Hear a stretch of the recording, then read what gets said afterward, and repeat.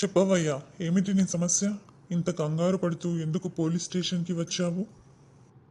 అది సార్, మా పక్కింటి ఆవిడ కనబడడం లేదు సార్. మీ పక్కింటి ఆవిడ కనబడకపోతే నువ్వెందుకయ్యా ఇంత కంగారు పడుతూ పోలీస్ స్టేషన్కి వచ్చావు? అసలు నువ్వెందుకు కంప్లైంట్ చేస్తున్నావు? సార్, రోజు వాడు సంతోషంగా పార్టీలు చేసుకుంటుంటే నేను చూడలేకపోతున్నాను. నా కడుపు మండిపోతుంది సార్. వెంటనే వాడి పెళ్ళాం ఎక్కడుందో వెతికి వాడి చేతిలో పెట్టండి.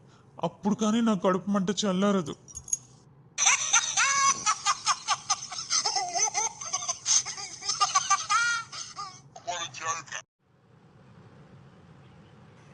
బీచ్లో ఇంగ్లీష్ రాని ఒకతను కూర్చొని ఉంటాడు. అతని దగ్గరికి అమెరికా ఒకతను వచ్చి ఇలా అడుగుతాడు. Hello, are you relaxing? కాదు, నా పేరు సుబ్బారావు.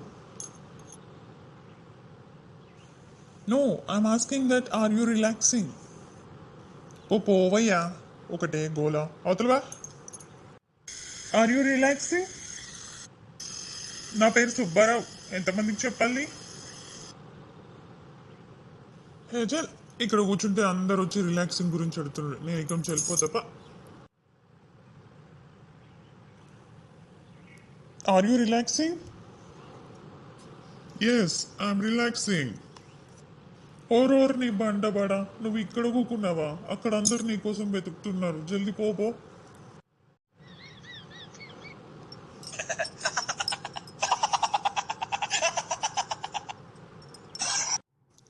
ఏమండి, దోమల మందు ఉందా మీ షాప్లో? ఉందండి. అయితే 2 బాటిల్స్ ఇవ్వండి. ఇదిగో తీసుకోండి.